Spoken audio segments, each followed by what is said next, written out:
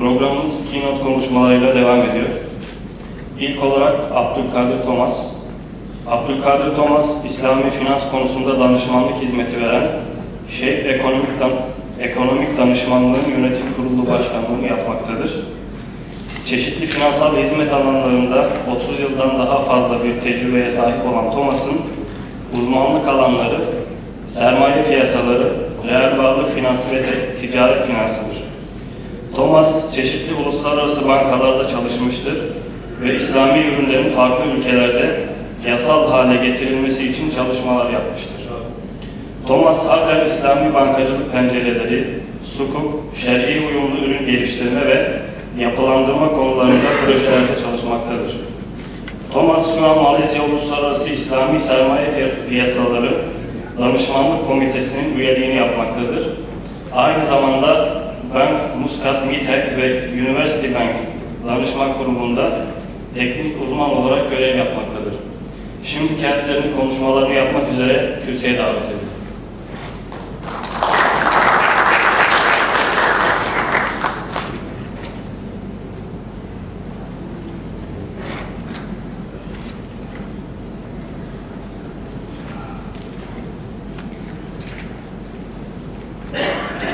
Bismillahirrahmanirrahim. Assalamu alaikum. Günaydın. I'd like to thank the organizers for giving me the honor to join you today and to present against such important luminaries of the Republic of Turkey, the Honorable Advisor to the President, head of the Istanbul Borsa. I'd like to address in my remarks today a couple of the thoughts that were raised by our important opening speeches, and I hadn't realized in advance what some of our presenters would say. In fact, what you might change my title to be is how to overcome the obstacles, because as our last speaker, the Honorable Advisor to the President of the Republic, noted, people keep saying we can't. So as you feel that people say Turkey can't, we keep feeling that people say the Islamic financial sector can't, and yet we can, and we should. So let's talk about some of the opportunities and risks for the Islamic finance sector, and I'll leave it to those of you who are Turkish to see how this applies to Turkey, and those who have come from farther away to see whether these ideas make sense for you in your localities. So my agenda is really to briefly talk about the statistics and then to think about how do we reimagine, how do we change our imagination of Islamic finance. Then I'd like to go on and talk about, in a socialized context if you like, some of the things that we may not be getting right in the way that we go about presenting Islamic finance. And then lastly, wrap up with some KPIs, some areas that we can improve and keep in mind for how we can elevate our performance. So let's just go on to the statistics. And no matter what has been happening the last 10 years, Islamic finance keeps growing. So whether you have a bad economy, a global financial crisis, the industry is growing. It still remains, as two speakers have mentioned, very small compared to the global financial markets, but that growth is accelerating. Now, what drives the growth? Well, we see, as both our previous speakers mentioned, Islamic secular Eastern and Western countries all embracing Islamic finance, either because they need an alternative form of financing, or they need to figure out how to include more people into the financial system. And I think I've neglected a bullet here, which was brought up by our speakers. The fact is that even today, the proponents of neoliberal capitalism are coming back and saying, it's not working. Our ideas, our intellectual foundations are not what they should be. So maybe the third bullet under this one should be that actually globally everyone is looking for new foundations for their economics. Now, integration. Islamic finance is being shoehorned into the international financial system. So here I am, I've got my shoes, but I flew yesterday, so my feet expanded. My shoes didn't. So I needed to use a little help to get inside my shoes. That's what we're doing with Islamic banking and finance to a large degree. We're pushing it into the conventional system because we're told we have to. And yet, the question I'm raising for us to think about today is how effective is that for the long term? Do we need to really think of a new way of doing things? So I'll be discussing briefly the Islamic Financial Services Board, its relationship to the Basel system, AOFI, and the International Islamic Financial Markets, and how these are aligning to the existing financial world without necessarily opening the door for us to improve what we can do for ourselves in our own emerging Islamic markets, and in fact, the global markets. So just the statistics. Up until 2014, the numbers look fabulous. Every year, there's year-on-year growth for the Islamic financial markets. And then you look at 2015. It doesn't look so good, does it? But wait a second. Let's just sort of think about what happened between 2014 and 2015. So the number of people participating in Islamic finance increased. The number of institutions increased. The number of countries increased. But the Malaysian ringgit devalued by 30%. The Turkish lira devalued substantially as well. So key economies with large or growing Islamic finance sectors all suffered substantial devaluation of their currencies. So despite real growth in participation, the dollar accounting shows negative growth. So I wouldn't be too worried about what I read in last year's statistics because it hides what people are looking for, what people, businesses, and governments are looking for to solve problems in our Islamic markets, in our emerging markets, and in fact in our Western markets. And just as a footnote on that, on the Western markets, I was asked to interrupt my vacation. I went to see my 95-year-old father for his birthday in Los Angeles. I was asked to go to Detroit to meet the mayor's office. Why does the mayor of Detroit want to meet somebody who specializes in Islamic finance? Well, he's got three problems. One is he has a large influx of immigrants who are mostly Muslim, who don't want to be involved with interest. He has a shortage of funds because the city is only recently out of bankruptcy, so he's looking for alternative solutions. And then he has advisors who've said, we need to think differently. We need to find a new way of approaching the city's financial problems. So it's not just here in Turkey, it's not just in a market like Nigeria or the Gulf countries or Malaysia, it's even in well-developed economies which appear to be healthy, but they have those pockets like Detroit which are not so healthy. So where is the action? We can all see that the source of capital for many, many years has been the Gulf countries. What we've had in the last few years is a lot of dynamic activity in Africa, Morocco, Nigeria, Kenya, South Africa, all bringing on new activities, more mass market activities, so we expect more growth. We have a little axis, London,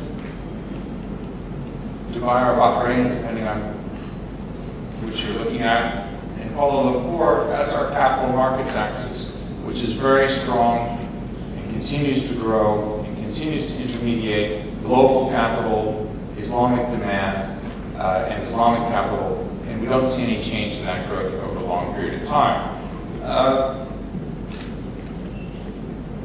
Europe outside of London is still hoped for. the same way the United States is hoped for and Canada is hoped for. There's a lot of desire for Islamic finance, there's a lot of talk, but there's not a lot of help. So if you just sort of roll back for a minute and you said, what helped the participation banks, what helped the launch of various sukuk in the Turkish market, you would actually see that there's been help, that the government has constructively intervened to provide either regulation or resources or advice to support the market. And you've seen that in Dubai, you've seen that in Bahrain, Malaysia, of course, and so many other countries. In Europe, outside of the United Kingdom, talk, no action. The United States, no talk, no action. Not much objection, but not much help. So, very promising markets, a lot of growth, help in targeted areas. So if I could just stop here for a moment. You notice I did put a little dot. I got as close to Istanbul as I could. There's just a huge number of compelling reasons. So these aren't part of my prepared remarks, but there are a huge number of compelling reasons why Istanbul, why Turkey should be a part of that capital markets axis. There's just a lot of lack of focus in your neighboring countries from other capital markets. There's a lot of, I'll wait to see what happens for the periphery around Turkey. So investors, capital resources are looking for who will provide the advice, who has the regional knowledge, who has capacity beyond just money, but also brain power and talent.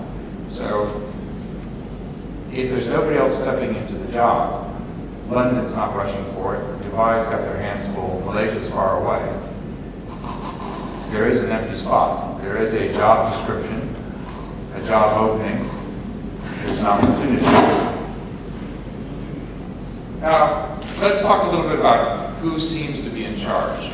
So, one of the things that is problematic is that global conventional banking looks to the Basel agreements to regulate themselves, create best practices that are adopted ultimately into regulation and law in most every country. But when it comes to Islamic finance, it's really not a main thought at Basel.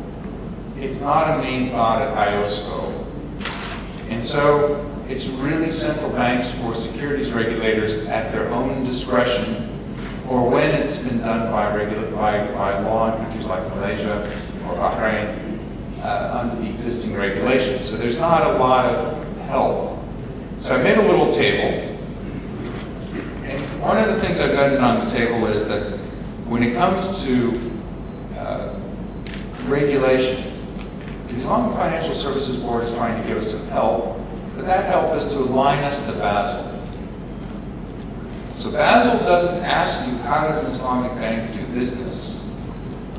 How does a participation bank organize itself? Basel says, here are the capital and liquidity problems of conventional banks. You Islamic guys, get in line. So IFSB is really dealing with the Islamification, if you like, of Basel, but not going back to Basel and saying, actually there's a different way of doing things. Can you help us figure out what's the correct capital, what's the correct liquidity for this different business style? AOV and the international Islamic financial markets really don't get into regulation. Now in accounting, and I was at a conference that Dr. Mehmet invited me to just a few weeks ago in Cambridge, and the issue came up where people were talking about Islamic loans. And I dialogued further with one of the participants, and that person came back and said, well, but the annual report of the Islamic Bank says that they give Islamic loans. Well, wait a second.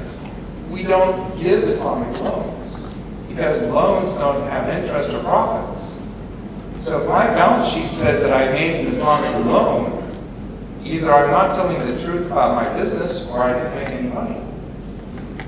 So AOP actually becomes really important because AOP comes and says, guys, you've got to use the correct language, and then IFRS is not going to help you when it comes to certain transaction types. So whether it's ijara ending in ownership or murabha, the AOP gives you the correct understanding, and then when you and I read the annual reports, we know the facts, we know the real business activities.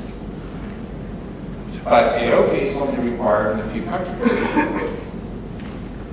And some countries have not yet adapted their local accounting standards to address the Islamic issues. So Malaysia, for instance, does not require AOP, but they've actually had the domestic accounting authorities look into how do you address the accounting for Islamic transactions. So when it comes to Sharia, AOP is the only party that gives you a Sharia standard. And why is that important? It's not to say that the Hanafi school is right or the Hanafi school is wrong or the scholar Fulan is right or wrong. It's actually to get us back to a common page that we know what is the transaction so that we can then know how to account for it. Now, all of that should lead up to that first row. If we know all of those things, we should know how to regulate. And we should know how to allocate capital. Unfortunately, you can see nobody's responsible for law. And then lastly, we have the issue of best practices. Really, all of our Islamic bodies are just helping us understand best practices as opposed to really having a stronger influence of Basel. So, is there something we should worry about here? My answer is really, how can we get more of our governments, more of our friendly governments, to take a more constructive look at the better approach to regulation, the better approach to capital, the better approach to distinction and integration. So my first comment in the previous slide was we're being asked to integrate, but I'd like to have us integrate with clarity about why we're different, and I'll make that clear a little bit later.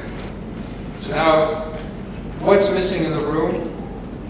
What's the missing elephant, the big subject? The big subject is a lot of the Islamic countries actually have to, and we know some of them are important countries and big economies like Saudi Arabia, have to really make a constructive decision about explicit Islamic finance regulation, use their roles, so it's not just Turkey and Indonesia that are on the G20, but Saudi Arabia. Can that group of three important Islamic economies have a greater influence to cause the Basel world to give a better understanding of how we do business that's good for everyone? So that's really my next subject.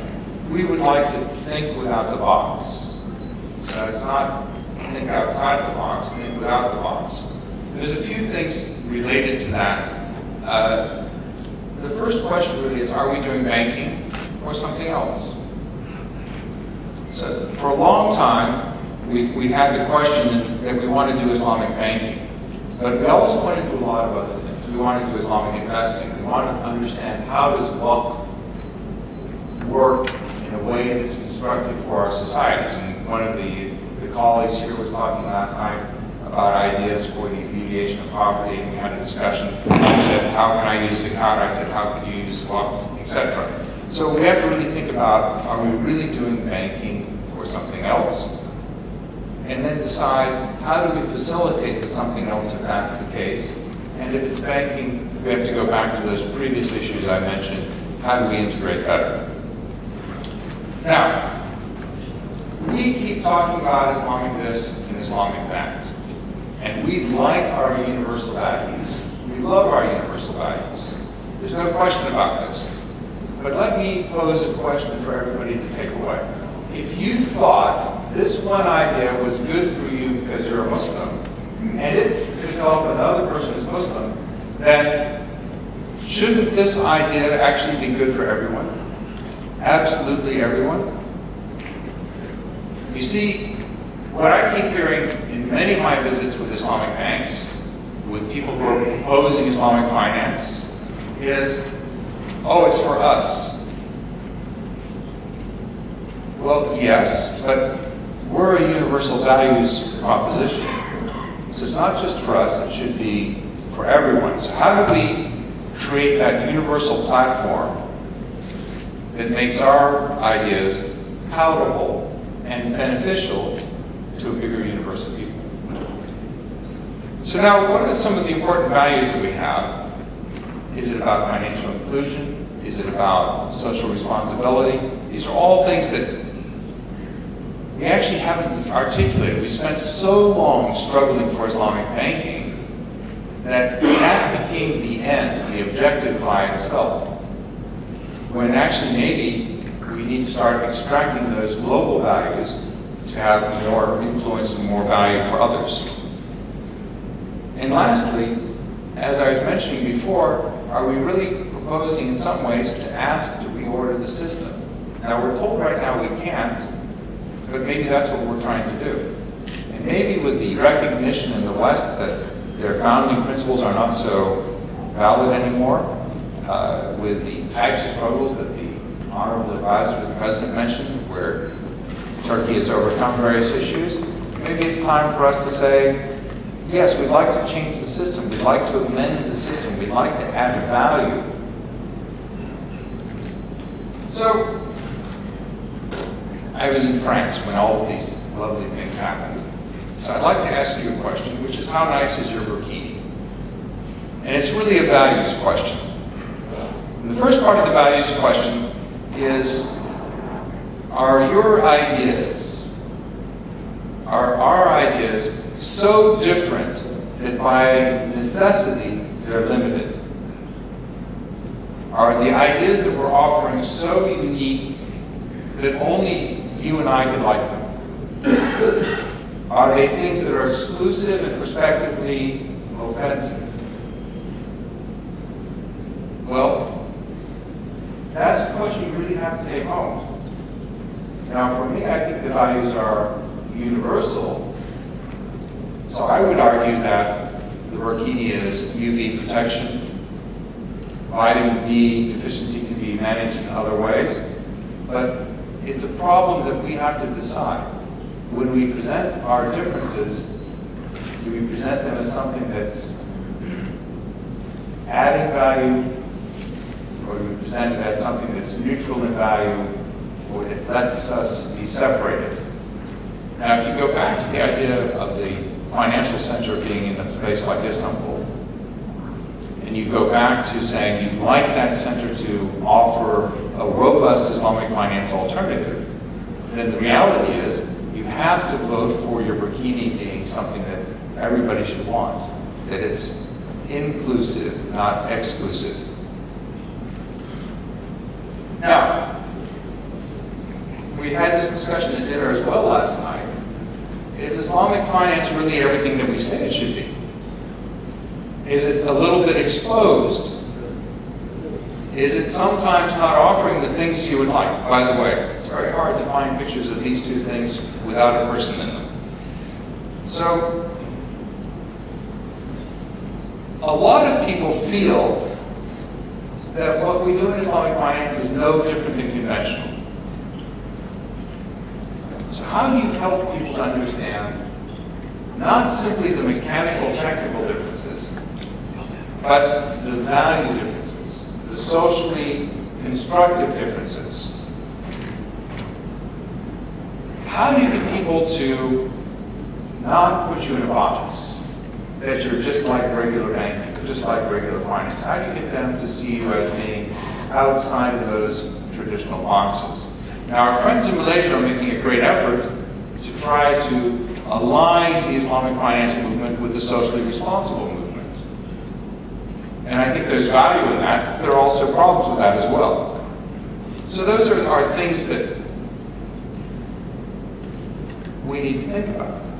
The exclusion versus inclusion elements, the universal values of Islam, which are applied through how we deal with each other and other people in commerce and finance as part of the commercial picture. So, my last slide, my last thoughts, what are the key performance indicators that we want to set? Well, the first one is we need to demonstrate global and universal values.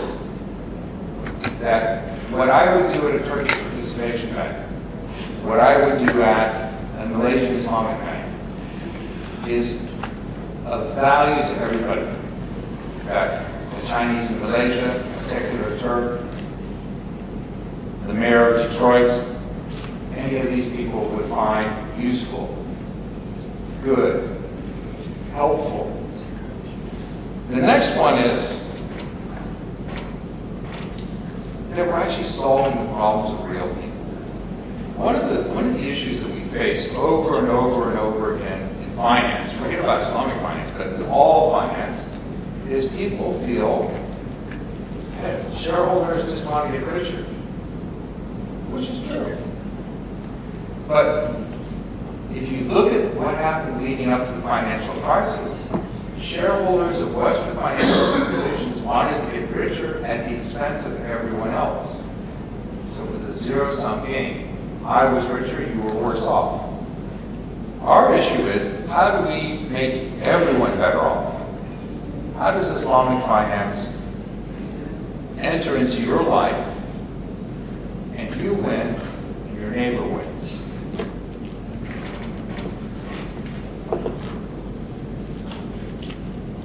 How do you build things, build societies, build bridges, build relationships? So one of the key elements is to demonstrate the value of Islamic finance in its constructive addition, its ability to solve problems. And one of the things that we've noted, which was really fascinating to watch over the years I've been involved with this, 1996, Kuwait expanded their refinery in the state of Kuwait. And as a concession to Kuwait Finance House, a tiny part of the deal was done on a Sharia basis. It was not because the sponsors wanted Islamic finance, it was just to make the second largest financial institution have something to do. Within 10 years, it became possible to do multi-billion-dollar project financings of complex nature, whether for infrastructure or petrochemicals or other areas, airports, on a 100% Islamic finance basis. And in fact, in some cases we see today, the concession is now made to the conventional side. That somebody will say, Korea Development Bank has not figured out how to do Islamic finance or has not yet authorized, therefore please carve out a portion for them. So we've gone in 20 years from the concession was to the Islamic to the concession is actually to the conventional. So we can actually do some really good large-scale work and some very good micro work.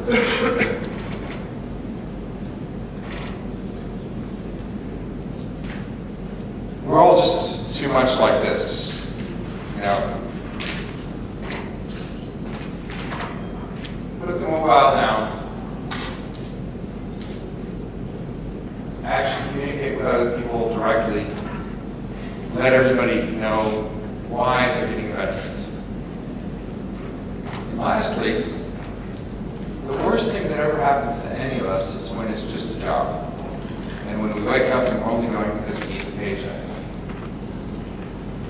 We need that sense of mission, that inner motivation, that word which I probably shouldn't say in my own country, that self-motivated jihad. To wake up and be enthusiastic and excited because what I did yesterday was valuable and it's good for people around me and I want to keep doing it. I feel that I'm getting something now in the dunya and making my investment in the akhirah, not just for me, but for everyone. And with that, I'd like to thank you for your time and your tolerance and wish you a very successful continuation of the Congress, and I hope to see you all again and wish everyone the best day. Wassalamu alaikum wa rahmatullah.